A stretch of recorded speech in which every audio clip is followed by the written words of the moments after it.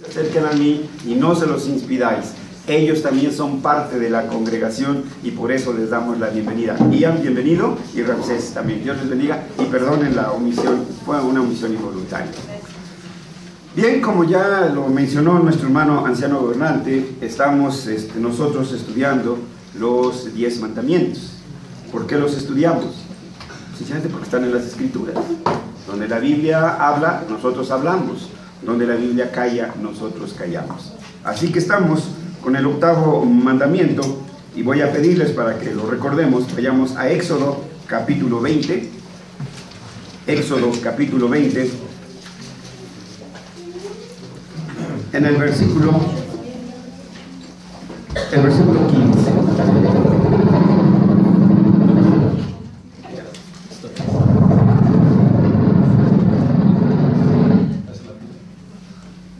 ¿Es este? No, es que cambiarlo, no sé si se movió algo del micrófono. Quiso destaparse. Entonces con el otro. Sí. Aunque sí recuerden, hermanos, que después los están grabando y después son subidos a YouTube. Pueden entonces en la página de nuestra iglesia, que allí viene en el programa, entonces pueden después otra vez escuchar y ver por eso es todo esto que hacemos. Bien, entonces tenemos Éxodo 20, versículo 15. ¿Lo leemos todos? Dice así: no hurtarás. Una vez más, no hurtarás. Vamos a orar.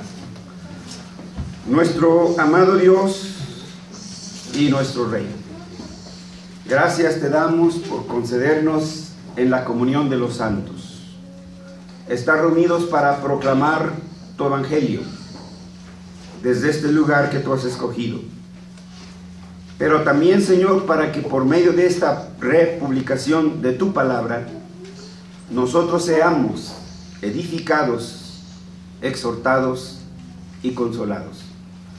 Por eso es que ahora, oh Dios y Padre nuestro, invocamos la presencia de tu Espíritu Santo, a fin de que, iluminados por Él, no solamente conozcamos tu voluntad, sino también seamos puestos, Señor, en disposición de entenderla. Pero además de conocer tu voluntad y de entenderla, mueve todas las fibras de nuestro ser para vivir haciendo tu voluntad. En el nombre de Jesús oramos. Amén. Amén.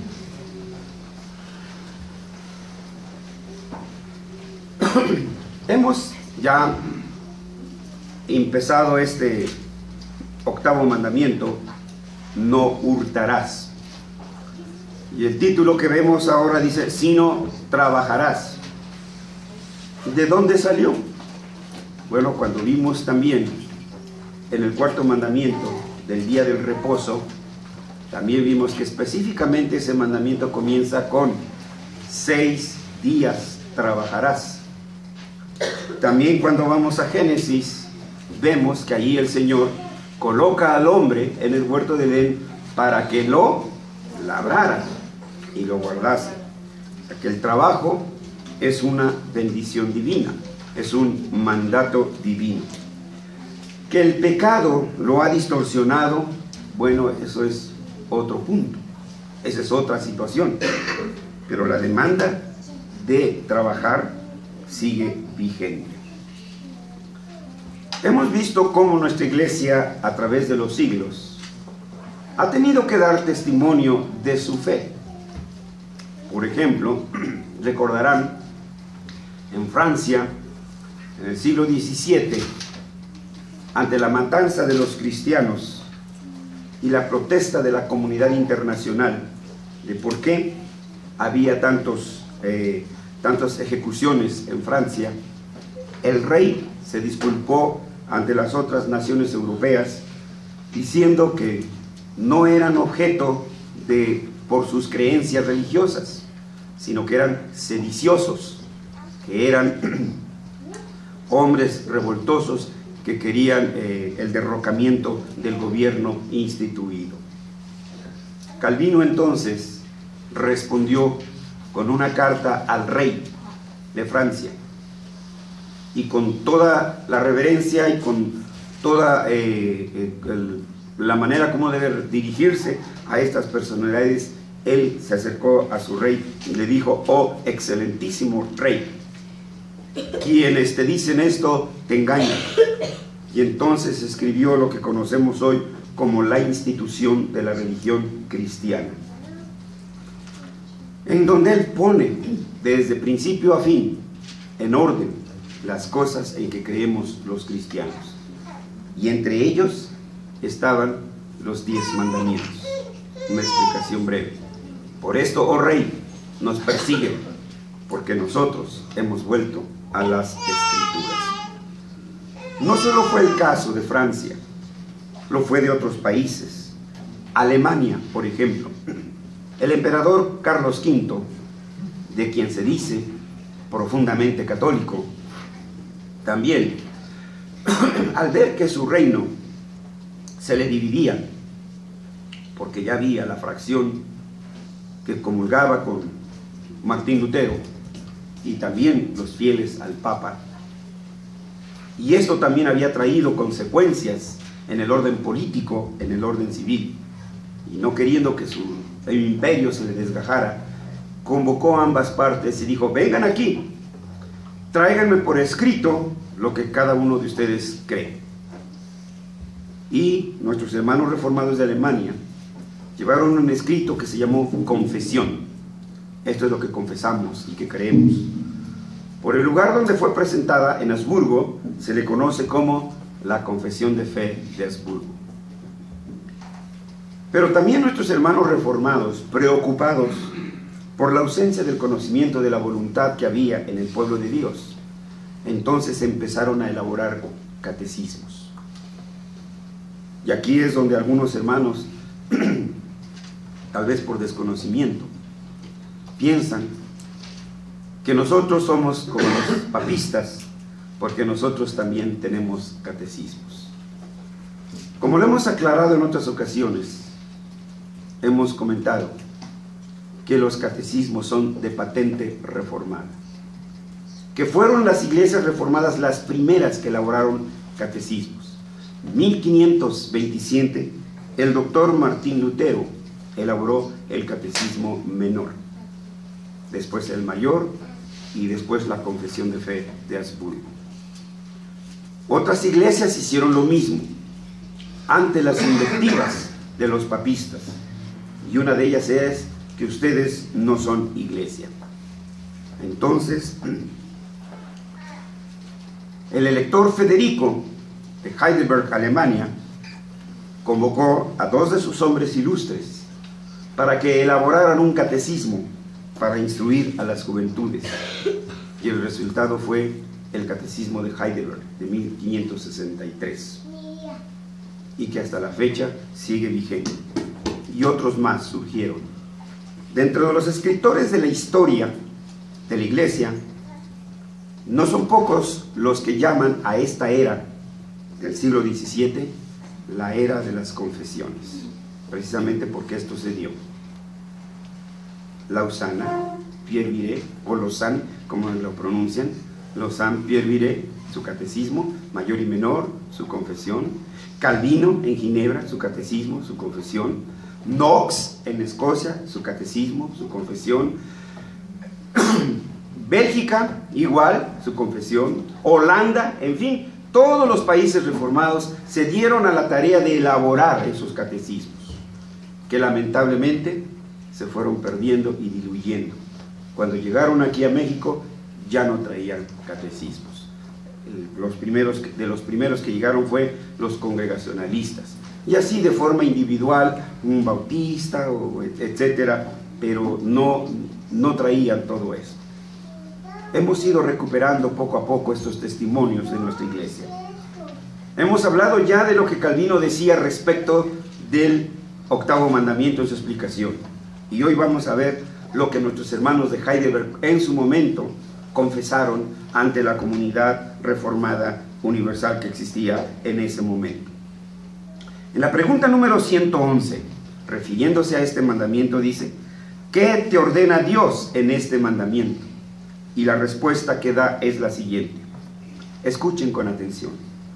Buscar en la medida de mis fuerzas aquello que sea útil a mi prójimo, de hacer con él lo que yo quisiera que él hiciese conmigo, y trabajar fielmente a fin de poder asistir a los necesitados en su pobreza. ¿Qué ordena este mandamiento? Aquí encontramos 3 cosas. La primera, ser bendición y no carga para mi prójimo. La misma escritura dice, no le robes al pobre, pues si es pobre. ¿Por qué no le roban a los ricos? Porque no se dejan, ¿verdad? Pero porque al pobre sí. Entonces vean, eso es lo primero que este mandamiento nos enseña. Ser bendición y no carga para mi prójimo, ¿sí? Que donde yo esté sea una bendición para ellos, ¿sí? Y no que vea luego a ver qué le saco, a ver qué le pido luego. La segunda idea dice, y trabajar fielmente. El trabajo es una vocación, no una necesidad, no un mal necesario. Dios nos ha llamado a trabajar.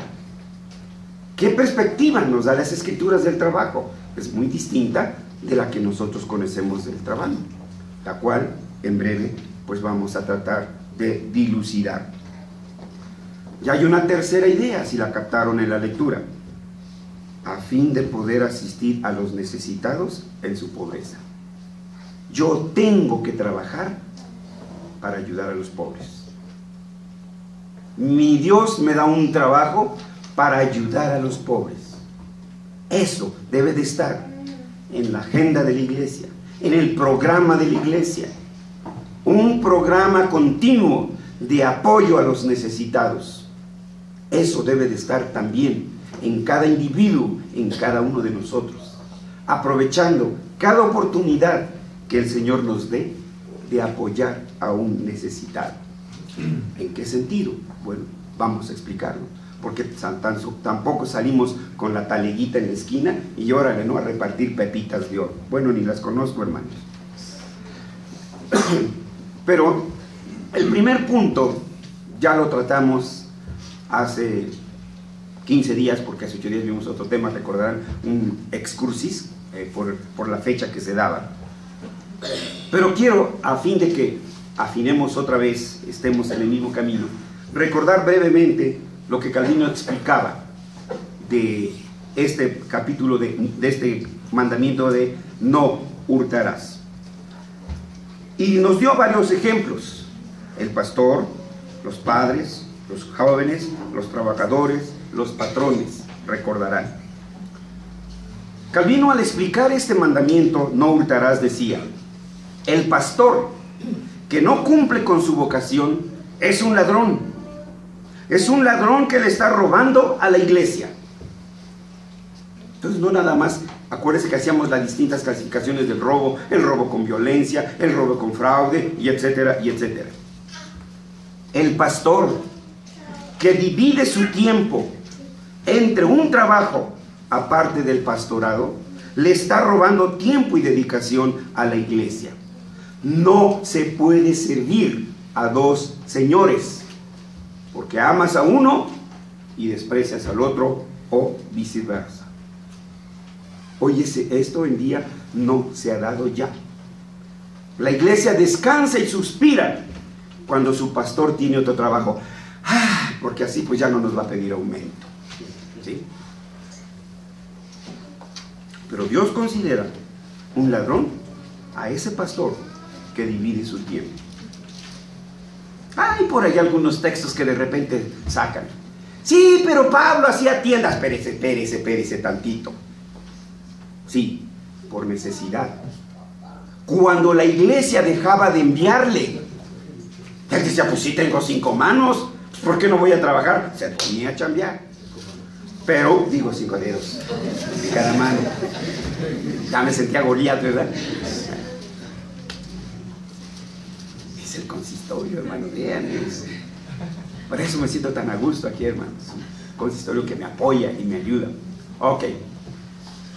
Y una congregación que pasa así las tonterías que a veces dice su pastor. Pero gracias por sus oraciones, hermanos. Pero ¿qué sucedía? En cuanto la iglesia le enviaba, él volvía otra vez a su tiempo completo, hermanos. Entonces está fuera de contexto ese texto, ¿sí? Hay que verlo a la luz de todo lo demás. Entonces, por eso esto es lo que Pablo decía, ¿sí? Insistía a la iglesia que tuvieran cuidado de su pastor. Por otro lado también se dirige a la iglesia. Por otra parte, la iglesia que no provee lo necesario para la subsistencia del pastor está robándole lo que legítimamente Dios le ha concedido por el desempeño de su ministerio. No pondrás bozal al buey que trilla. Y Pablo explica ese pasaje del Antiguo Testamento. Le dice, ¿tiene cuidado Dios de los bueyes o lo dice por nosotros? Pablo responde, lo dice enteramente por nosotros. ¿Sí? Dimos las citas, las analizamos, recuerden, hermanos, no las vamos a ver ahora, solo estoy haciendo un recuento de lo que ya vimos. Después se dirige a los padres. La Escritura dice que los padres cuiden de alimentar, dirigir y enseñar a sus hijos.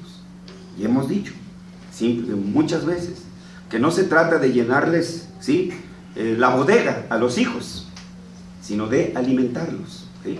Llenarles la bodega con, ¿qué será? Hamburguesas, pizzas, coca, etcétera, etcétera. Sino toda una ciencia de la nutrición, hermanos, ¿sí? Gracias a Dios hay profesionales ya de ello. Y debiéramos de acercarnos, hermanos, ¿sí? Nosotros deberíamos de morir como dice la Biblia, ¿sí? Murió anciano de días, dice, y en buena vejez, ¿sí? Y no que a los 60, que la reuma, que la artritis, que el colesterol, que los triglicéridos y que bla, bla, bla. Y todo eso. ¿Por qué? Porque no cuidamos esto que es el templo del Espíritu Santo. Nuestro cuerpo es el templo del Espíritu Santo. Por eso debemos de cuidarlo, alimentarlo, ejercitarlo, etcétera, tenerlo así al 100. Sigue diciendo entonces, no los traten con excesivo rigor, sino con la dulzura y mansedumbre convenientes. Y los hijos, como ya hemos dicho, que le den la reverencia y sumisión que le deben. Los padres que no cumplen con esto que Dios se les está ordenando, le están robando, porque es un derecho dado por Dios a los hijos. Un hijo no tiene por qué ir a vender a la esquina chicles. Si le compran su cajita de chicles es porque no quiere estudiar, ¿sí? Porque flojos tampoco vamos a tener en la casa, ¿verdad? ¿Sí? Pero esa es la tarea de nosotros. Cuando nos casamos, entendimos eso, ¿no? Que el Señor nos daría hijos y que los tendríamos que cuidar y los tendríamos que alimentar y darles todo lo que sea necesario para su desarrollo sano. Lo mismo para los hijos. Los hijos que solo saben estirar la mano, ¿sí? Le están robando a sus papás. ¿Qué le roban? El respeto. Es el padre y la madre los que se parten la espalda para que el hijo pueda tener un tenis Nike. No, ya ni esos, hermanos. Ya quieren de importación.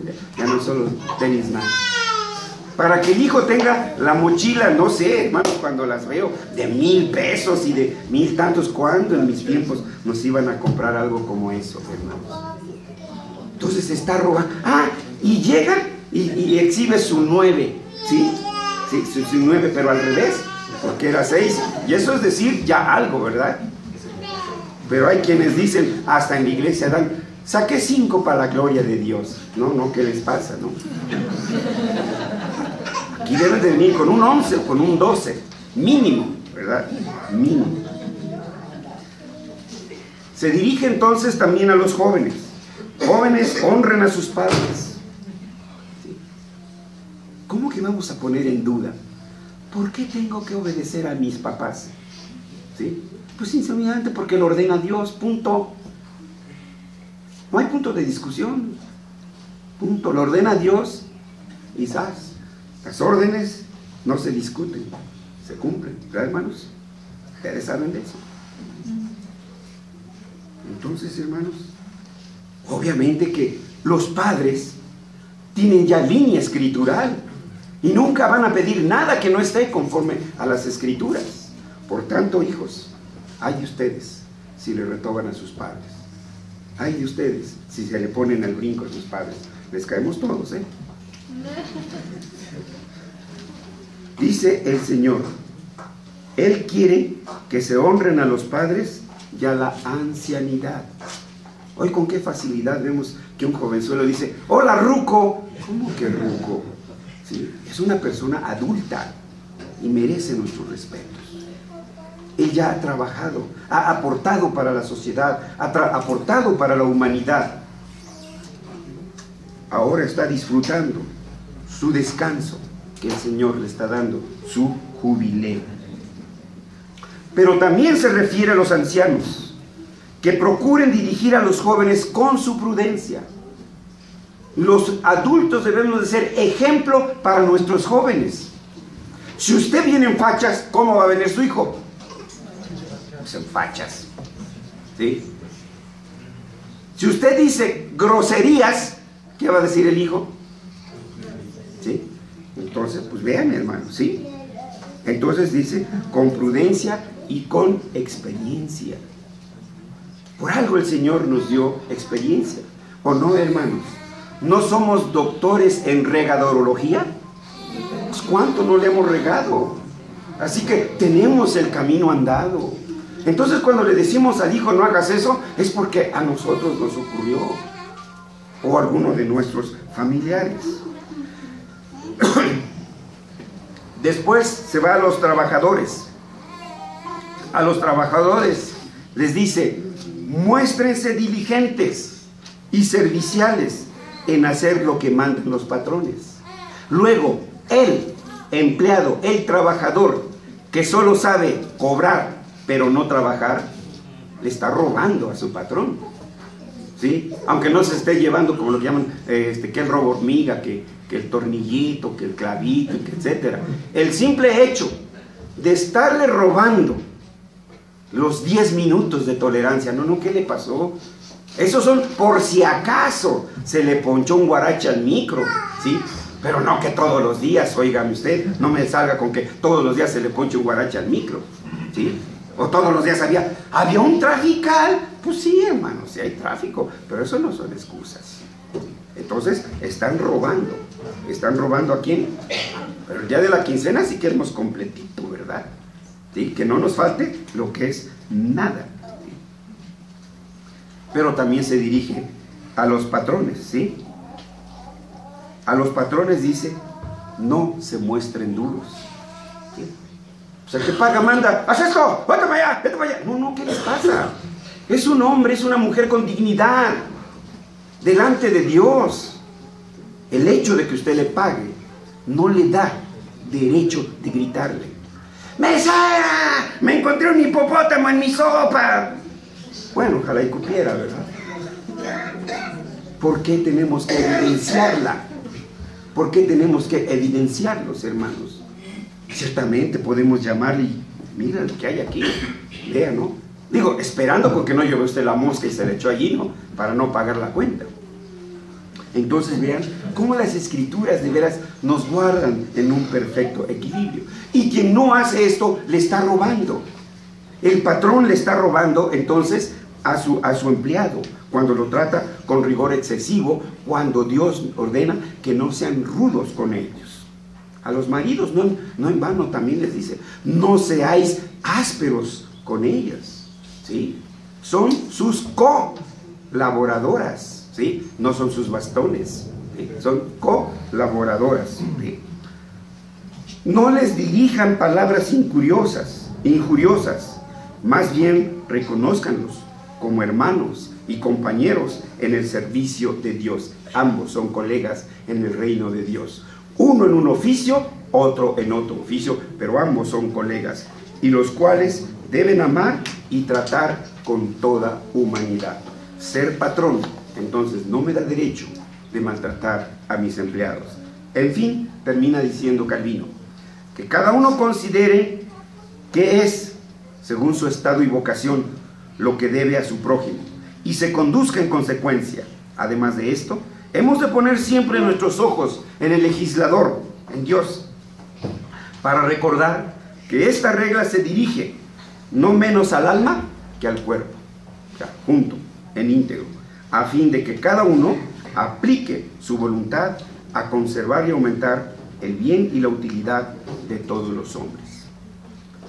La segunda parte, como leímos aquí en el catecismo, dice, y trabajar fielmente. Trabajar fielmente para no tener necesidad. Dios nos ha dado la fórmula para no ser pobres.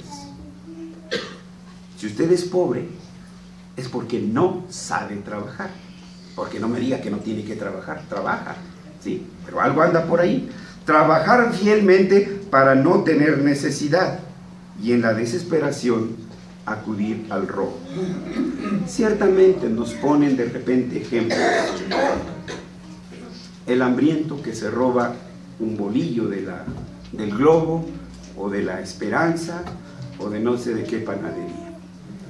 Y el de cuello blanco, ¿verdad?, que se roba, que malversa los fondos del erario, y, etcétera, y los periodistas que son, pero sí, bueno, no hay ni uno aquí, puedo hablar, ¿verdad? Si no, al rato ya estoy ahí en el Facebook, no sé en dónde, ¿verdad? Allá en el YouTube. Sí, ya estamos en el YouTube. Bueno, entonces, hermanos, ¿qué es lo que sucede aquí? ¿Sí? Que tenemos, el Señor nos ha dado como remedio para la pobreza el trabajo. Así de sencillo. Esa es la cápsula. El trabajo. ¿Sí? El niño que se robó el pordiosero, el bolillo, es tan culpable de robo como el que se robó los millones y millones y se fue a Europa. Ambos cometieron hurto. Ambos robaron. Ambos fallaron a la voluntad de Dios. ¿Sí? Entonces, no hay excusa, hermanos. Trabajar fielmente, porque el Señor mismo ha dado promesas de ello. Miren, Proverbios 10, 3 y 4. La mano diligente, ¿sí?, no pasará hambre. Proverbios 10, 3 y 4 leemos así: Jehová no dejará padecer hambre. Ahora díganme, ¿quién lo está diciendo? ¿Algún expresidente? ¿El presidente de hoy? ¿Cuántas promesas nos han dado? ¿Cuántas nos han cumplido? Ay, con todo y que te lo firmo, ¿no? Hermanos, Jehová no dejará padecer al hombre justo. Proverbista dice: joven fui envejecido y no he visto justo ni su descendencia mendigar pan. Los cristianos no tenemos por qué ser mendigos. Dios nos ha dado esto, nos ha dado esto, nos ha dado esto para trabajar. Si alguien es pobre es por flojo o porque no tiene coco, ¿sí?, para administrar lo que el Señor le da. Le dan cosquillas aquí el dinero y ¡pum!, se los gasta. Las tarjetas de crédito, ay, hermanos, cuando ve allí, no pasó, pues la otra pasó, pues la otra, ya está como a la quinta o la sexta, ya pasa la tarjeta, hermanos. Es que pasó, hermanos, ¿sí? Jehová no dejará padecer hambre al justo, mas la iniquidad lanzará a los impíos. Ahora veamos el versículo 4. La mano negligente, ¿qué? Bueno, pues si alguien quiere la fórmula para ser pobre, pues dicen que para todos los gustos hay. Bueno, si quieres ser pobre, mire, aquí está la primera ley. Sea flojo, levántese hasta que el sol ya esté allí, las 12, ¿sí? Acuéstese a las 3 de la mañana viendo las películas de la medianoche, ¿sí? A ver si se va usted a querer parar a las 6 o a las 5 para irse al trabajo, a la escuela. ¿Que no, hermanos? Entonces, la mano negligente empobrece. Entonces, hermanos, este es el problema, que no sabemos trabajar, que no vemos el trabajo como una vocación, sino como una necesidad. Ay, pobrecitos de los tianguistas y de los taxistas, con su permiso, no todos, ¿sí? Pero para mí, en lo personal, muchos de ellos son así, porque son unos indisciplinados, ¿sí? No quieren tener horarios, abren cuando quieren, cierran cuando quieren. No hay orden, hermanos, no hay orden. Pues entonces, ¿cómo, hermanos? ¿Sí? Porque no quieren quien les dé órdenes, no quieren estar todos los días allí a pasar lista, etcétera. No, hermanos, no. Sí, tiene aquí entonces sus bemoles. La mano negligente empobrece, mas la mano de los diligentes, ¿qué dice? Enriquece. Algo anda mal, ¿no, hermanos? Por ahí. Sí. Revisemos, hermanos, cómo aplicamos la palabra de Dios. Pero hay otra promesa también: no tendrá hambre. ¿Sí? Proverbios 12:11. Proverbios 12:11. Aquí hay una promesa: un cristiano no tiene por qué padecer hambre. Si lo padece, algo anda mal por ahí. Dice: el que labra su tierra, mas el que siga a los vagabundos, júntate con ellos. A ver, ¿quiénes son tus cuates? ¿Sí? A ver, ¿quiénes son tus amigos? Mucho cuidado. ¿Sí? El que labra su tierra, ahí está la promesa, hermanos. El que cuida la higuera, bueno, esto no viene en el sketch, pero ustedes saben que viene también en las escrituras. ¿Qué dice? El que cuida la higuera, Comerá de ella. ahí está, de su fruto, ¿sí? Porque la cuida, hermanos, ¿sí? Entonces, no tendrá hambre. Pero también el Señor sigue dando promesas dentro del trabajo. Hermanos, no puedo, pero me gustaría así, todo, no solo Proverbios, toda la Biblia sobre el trabajo. Solo unos cuantos ejemplos de los que pone aquí nuestro catecismo.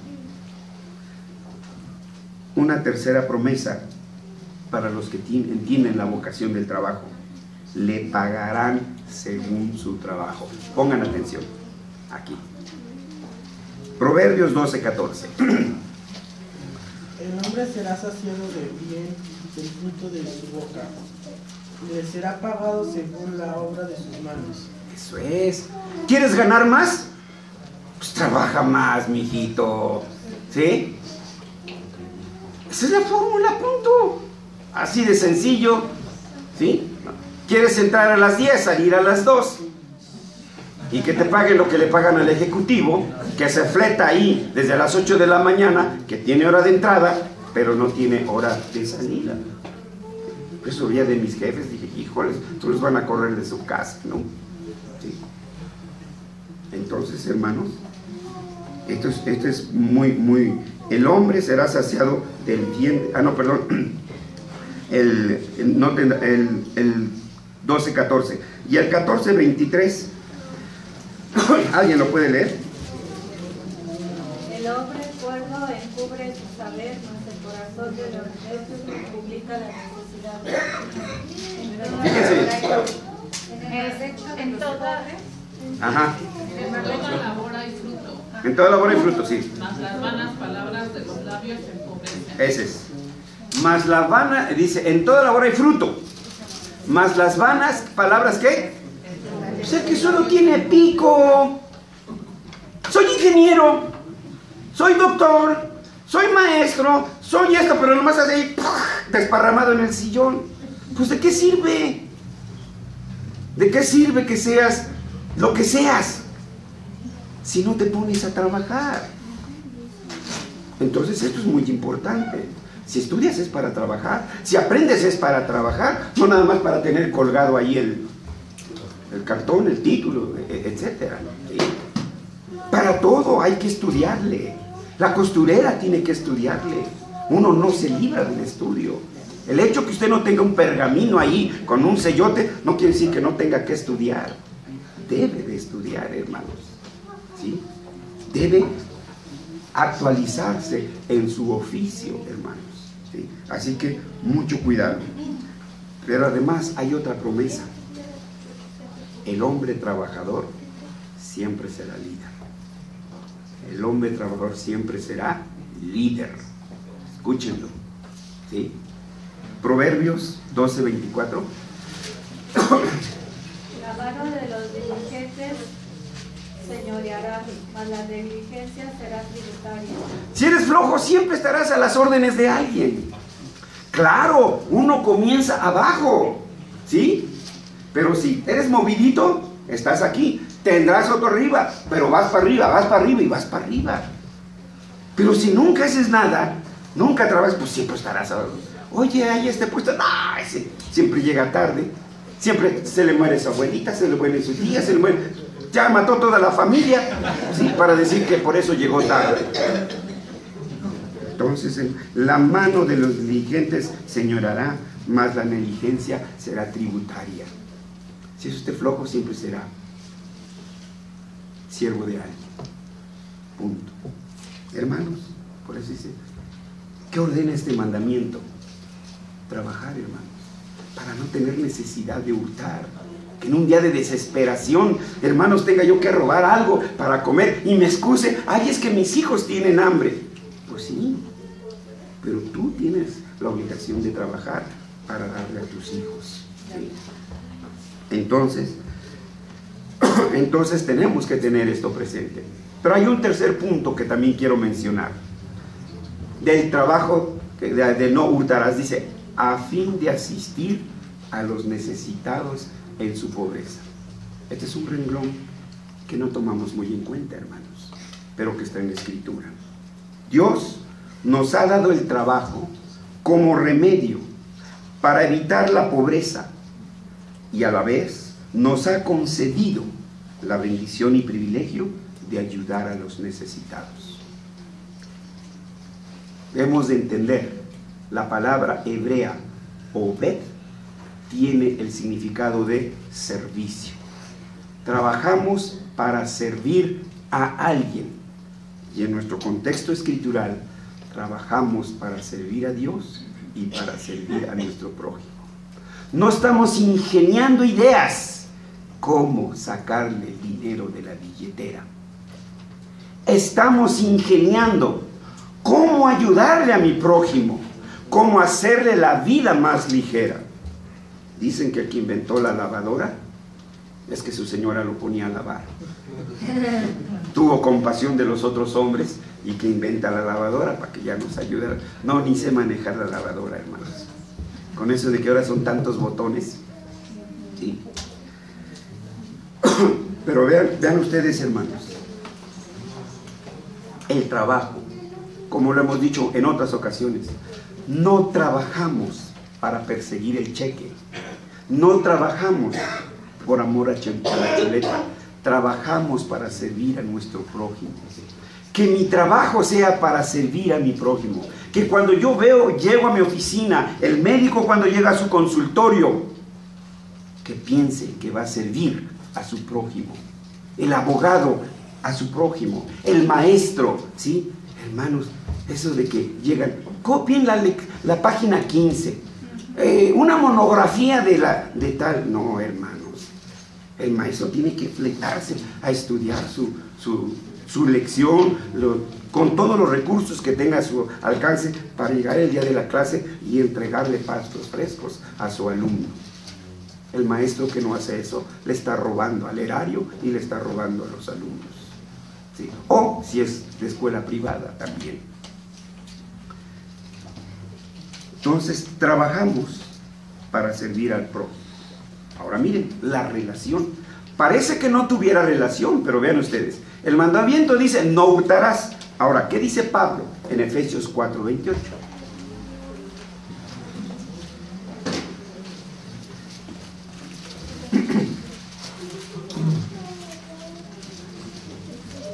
¿Esgrima? El que hurtaba no hurte más, sino trabaje, haciendo con sus manos lo que es bueno, para que tenga que compartir con el que padece necesidad. Hay tres cosas aquí en este versículo, hermanos. El que hurtaba, no hurte. El mandamiento anterior lo dice, ¿no? No hurtarás, sino que trabaje. ¿Quieres tener algo? Trabaja. ¿Sí? No hay otra fórmula. Ahora dice, ¿haciendo qué? Con sus manos. ¿Pero qué? Lo que es bueno. Ándele, lo que es bueno. No nada más todo lo que me canse, esfuerzo, ¿no? Por eso ahora las mujeres de la mala vida quieren tener su sindicato, quieren tener seguro, No, un momento. Dice, trabaja en lo que es bueno. O sea, no cualquier trabajo es trabajo. No me digan que al ladrón no le suda el copete, ¿sí? Sobre todo si lleva el refrigerador aquí, ¿no? ¿Sí? Claro que le va a sudar, claro que es esfuerzo. Pero aquí la Escritura dice lo que es bueno, ¿sí? ¿Pero qué dice? ¿Para qué? Para que tengas que compartir con los que padecen necesidad. Se me hace que se equivocó. Se me hace que se equivocó. Porque debe decir para que hagas tu venta de jaraje. Y ventas las babuchas que ya no te sirven. ¿Qué dice qué? Para que tenga que compartir con el que padece necesidad. De la misma manera que aparta su diezmo, de la misma manera que aparta para pagar la tarjeta, de la misma manera que aparta para todo, aparte para los pobres, Dios le va a dar la oportunidad. Hermano, nosotros aquí en la iglesia no podemos ahorrar para los pobres. ¿Por qué? Porque inmediatamente el Señor nos da la oportunidad y la bendición. ¿Sí? Y paz, ya tenemos que ayudar aquí, y pum, ya tenemos que ayudar allá. Recuerdan que hasta tuvimos que aumentar el monto, ¿sí? Recuerdan el año pasado en nuestra reunión congregacional, el tesorero nos dijo, pues es que no alcanza, miren lo que estamos separando para ayuda a los pobres, pues no da. Y dijimos, pues le aumentamos al tanto por ciento, pues otra vez no nos alcanza, hermano, ¿sí? Porque siempre el Señor nos está poniendo la oportunidad de ayudar a nuestro prójimo. Y conste que tampoco les digo que vamos allá afuera a la esquina y ¡hey! Aquí tenemos un fondo para pobres, ¿quién lo quiere? No, hermanos, según el Señor nos da la oportunidad. Así que, hermanos, pero escuchen todavía.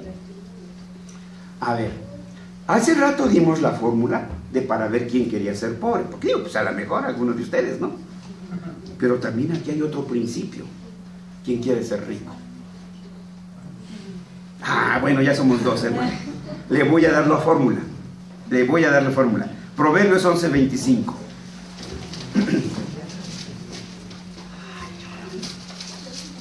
Proverbios 11:25. ¿Porte? El alma generosa será prosperada, y el que saciare, él también será saciado. Fíjese, el alma generosa, ¿qué? Si es pobre es porque es codo. Porque es tacaño, es tacaña, no sabe dar, se parece al mar muerto. Solo recibe, pero no da. Enseñémosle esto a nuestros niños. Tienen pilas de juguetes así, pilas de chamarras, pilas de tenis, pero no son capaces de regalar un solo juguetito a un niño. Tenemos que enseñarle eso a nuestros hijos, el valor de las cosas. Y también la bendición de compartir. El alma generosa será prosperada, es promesa del Señor, no de un político, hermanos, ¿sí? Porque ellos prometen lo que no pueden dar, ¿sí? Y el que saciare también será saciado. Y Proverbios 28:27, hermanos.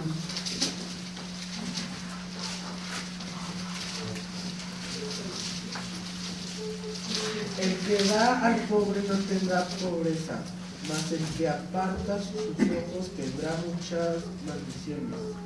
¿Ahí vieron por qué son malditos? Digo, si no tenemos bendición, lo contrario de bendición es ¿qué? Maldición. Pues ahí está. Entonces no se queje. No nos quejemos. Malditos porque le estamos robando a los pobres la oportunidad de compartir la bendición que el Señor nos ha dado. Dios nos da para compartir. El que da al pobre no tendrá pobreza. ¿Entendemos o necesita más explicación?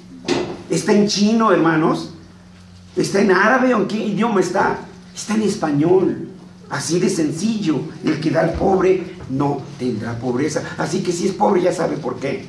Porque es una tacaña, porque es un tacaño, porque es un codo, es una coda. No hay otra respuesta, hermanos, no hay otra explicación.